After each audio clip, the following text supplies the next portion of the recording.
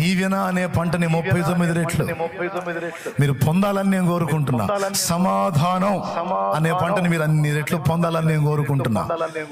సమృద్ధి సమృద్ధి సమృద్ధి మీరు 39 రెట్లు పొందాలని నేను కోరుకుంటున్నా. సంతతి విషయంలో ఆశీర్వాదం అన్ని రెట్లు పొందాలని నేను కోరుకుంటున్నా.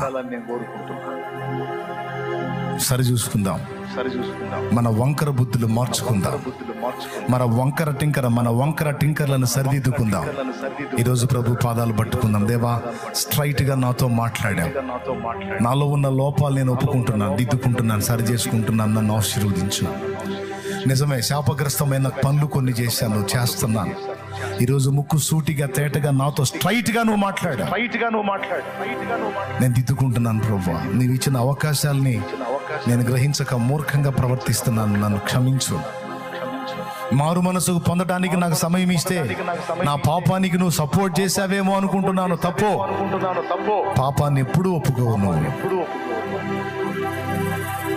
నేను మారు మనసు పొందుతున్నా. నా జీవితాన్ని దిద్దుకుంటున్నాను ప్రభువా. నా లోపాన్ని సరిదిద్దుకుంటున్నాను ప్రభువా. నేను మార్పు చెందుతాను, నేను సరి చేసుకుంటాను. నన్ను ఇది మొదలుకొని ఆశీర్వదించు తండ్రి అంటూ ఎలుగెత్తి ప్రార్థన చేద్దామా? ఎలుగెత్తి ప్రార్థన చేద్దామా? దేవుని గద్దింపు తీసుకుందాం, దేవుని హెచ్చరిక తీసుకుందాం. జాగ్రత్త. కీడును విత్తావా, 39 రెట్లు అదే గోయాలి. మేలును విత్తావా, 39 రెట్లు సమృద్ధి పొందుతావు. హల్లెలూయా. ప్రార్థన ప్రార్థన. ప్రేమగల తండ్రి, పరిశుద్ధుడైన ప్రభువా, నీకు స్తోత్రాలయ్యా. ఈ 2వ ఆరాధనలో నీ దాసుని వాడుకొని మీరు మాతో మాట్లాడిన అనేకమైన సంగతుల కొరకై కృతజ్ఞతాస్తుతులు చెల్లిస్తున్నామయ్యా. మనుషుడా, ఏమి విత్తుతావో ఆ పంటనే కోస్తావని లేఖనముల ద్వారా మీరు మాట్లాడి ఉన్నారు ప్రభు. ఎంతమంది పాపములోనే శాపములోనే బ్రతుకుతూ ఉన్నారు, వారిని ఈరోజు మీరు దర్శించినందుకు స్తోత్రాలు తండ్రి. నీ వాక్కు నాయన ప్రజల్లోనికి వెళ్ళి ఉండగా వారి పాప శాప బంధకాల నుంచి వారు విడుదల పొందినట్లుగా వారిలో మార్పును కలుగజేయమని ప్రార్థన చేస్తున్నాం. వారి బంధకాలు తెంచివేయమని ప్రార్థన చేస్తున్నాం. కృపతో కనికరించండి అయ్యా. ఎంతమంది రక్షణ లేకుండా ఉన్నారు, వారిని మీరు దర్శించి బాప్తిసం కొరకు సిద్ధపరచండి ప్రభువా. రక్షణలోనికి వచ్చుదురుగాక ప్రభువా. కృపతో కనికరించండి. అలాగనే రక్షణ పొందిన వారు వారి బుద్ధులను జాగ్రత్తగా ఉంచుకోవడానికి సహాయం చేయండి. అన్ని జనుల మధ్య మేము జీవిస్తూ ఉండగా మా సాక్ష్య జీవితాలు జాగ్రత్తగా ఉండాలయ్యా. పరిమళించాలి ప్రభువా, నీ కొరకు ప్రకాశించాలి ప్రభువా. మా జీవితాలను ప్రభువా మీరు దర్శించండి అయ్యా. అయ్యా, మాలో ఉన్న లోటుపాట్లు సరి చేసుకోవడానికి సహాయం చేయండి. ఎన్నో సంవత్సరాలుగా దేవుని మాటలు వింటూ ఉన్నాం ప్రభువా, అయినా మార్పు లేని జీవితాలు, క్రైస్తవ కుటుంబాల్లో సమాధానం లేని పరిస్థితి ప్రభువా, అవన్నీ కూడా తొలగిపోవాలయ్యా.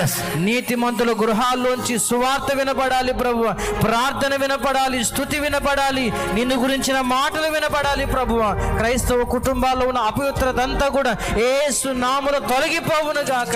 సాతాను నీడంతా తొలగిపోవును గాక. ఎప్పుడు నీ సన్నిధి క్రైస్తవ కుటుంబాల్లో నివసించును గాక. ప్రభుతో కనికరించయ్యా.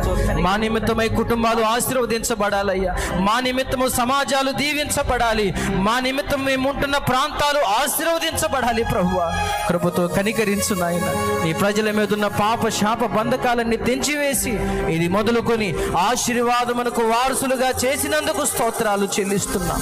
నీ బిడ్డలు తీర్మానం చేసుకుంటూ ఉన్నారు, ఇక నుంచి మంచిగా బ్రతకాలి, నీతిని విత్తాలని తీర్మానం చేస్తూ ఉండగా నూరంతలుగా నీ బిడ్డలు పంట కోయుదురుగాక ప్రభువా. ఆశీర్వాదం అనే పంట కోయుదురుగాక, సమృద్ధి అనే పంటను కోయుదురుగాక ప్రభువా. యేసు నామములో ప్రభుతో కనికరించి సహాయం పంట వందనాలు చెల్లిస్తూ యేసు నామములోనే ప్రార్థిస్తూ ఉన్నాము తండ్రి. ఆమేన్. ఆమేన్. ఆమేన్. ప్రభునందు ప్రియులారా, ఈరోజు మీరు విన్న సందేశంలో మనుషుడు దేవుణ్ణి వెక్కిరించడానికి ట్రై చేస్తే వాడు ఏమవుతాడు? వాడే వెక్కిరింతల పాలవుతాడు. సృష్టికర్త జోలికి వెక్కిరించడానికి రాకూడదు, ఆశ్రయించాలి దీనంగా. రెండవది మన బుద్ధి, మన క్రియలు. ఎందుకంటే కొంతమందిని నేను చూసి బాధపడ్డాను, వీళ్ళు ఎందుకు ఇంత శాపాన్ని అనుభవిస్తున్నారని బాధపడ్డాను.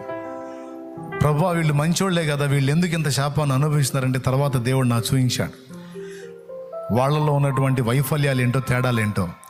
వీళ్ళు మంచోళ్లే అన్నావు కదా, వీళ్ళు బాగానే ఉన్నారన్నావు కదా, చూడు వాళ్ళ మనస్తత్వం చూడని వాళ్ళ మనస్తత్వం చూపిస్తే మైండ్ పోయింది నాకు. అంటే దేవుడు అన్యాయస్తుడు కాడు అనిపించింది. ఈ పరిస్థితి వీళ్ళకి ఎందుకు దాపురించింది, ఈ శాపం ఎందుకు మోస్తున్నారంటే బుద్ధి అట్లా ఉందన్నమాట. కూడు తిన్న విశ్వాసం కుక్క కూడా ఉంటుంది, వీడికి అది కూడా లేదురని అనే కృతజ్ఞత హీనుడు వీడు, అందుకు వీడి ఫలితం ఇటు అనుభవిస్తున్నాడు. నన్ను ఎరగనోడు కాదు, ఎరిగి కూడా వీడు ఇలాంటి మనసు కలిగి ఉన్నాడు కనుక వీడు ఆ ఫలితాన్నే మోస్తాడు వీడు. అట్లాగా కొంతమంది జీవితాలు చూసి బాధపడి అల్లాడిపోతే దేవుడు నాకు తర్వాత వాళ్ళ జీవిత విధానాలు చూపించి నాకు కనువిప్పు కలిగించాడు. అలాంటి మనస్తత్వాలు కలిగి ఉండకుండా జాగ్రత్త, క్యారెక్టర్స్ని జాగ్రత్త కాపాడుకోండి. మన బుద్ధిని బట్టి మన ఆశీర్వాదాలు ఉంటాయి. ఇంకొకటి కూడా చెప్తున్నాను నేను చివరిగా, అన్నా నువ్వు చెప్పినట్టే సత్క్రియలు అనే విత్తనాన్ని విత్తాను అన్నా నేను. త్యాగం, ప్రేమ, సహాయం, ఆదరించుట అనే విత్తానన్నా. మరి నాకేందన్నా ఇంకా పంట చేతికి రాలేదంటే, విత్తావు కదా, మానక విత్తుతూ తగిన కాలమందు పంట కోస్తావు. తప్పకుండా పంట కోస్తావు. దేవుడు నీవు విత్తిన వాటికి తగిన ప్రతిఫలం తప్పకుండా నీకు మొలిపిస్తాడు. ఇంతవరకు రాలేదా, ఇక ముందుకు వస్తాయి, ఖచ్చితంగా నువ్వు అనుభవిస్తావు, నీ సంతతి కూడా అనుభవిస్తారు ఆ ఆశీర్వాద ఫలాలు. ఎంతమంది నమ్ముతున్నారు? సరిదిద్దుకుంటారా? మనస్తత్వాలనే, దుర్మార్గపు మనస్తత్వాలను దిద్దుకుంటారా? కుట్రా బుద్ధుల్ని దిద్దుకుంటారా? కుళ్ళుబోతు బుద్ధుల్ని దిద్దుకుంటారా? మాకు లేవన్నాడు చూస్తున్నారు. ఉన్నాయో లేవో దేవుడికి తెలియాలో, మీకు తెలియాలి, నాకు తెలియాలి. ఉండే ఉన్నోళ్ళు దిద్దుకోండి. హృదయం విశాలపరచబడాలి, దేవుని ప్రేమతో నింపబడాలి, వ్యక్తిత్వ సౌందర్యం వికసించాలి. దేవుడు ఆ కృప మనందరికీ దయచేయును గాక. పరలోకమందున్న మా తండ్రి, నీ నామం పరిశుద్ధపరచబడును గాక, నీ రాజ్యం మాకు వచ్చుగాక, నీ చిత్తం పరలోకమందు నెరవేర్చినట్లు భూమి యందును నెరవేరును గాక. మాకు కావలసిన అనుదిన ఆహారం నేడు మాకు దయచేయి. మా పట్ల అపరాధం చేసిన వారిని మేము క్షమించిన రీతి నీవు మా అపరాధములు క్షమించు. మమ్మల్ని శోధంలోనికి తేక దుష్టి నుండి, కీడు నుండి తప్పించు. ఎందుచేతనగా రాజ్యము, బలము, మహిమ, శక్తి సర్వం నిరంతరం నీవై ఉన్నావు తండ్రి. ఆమేన్.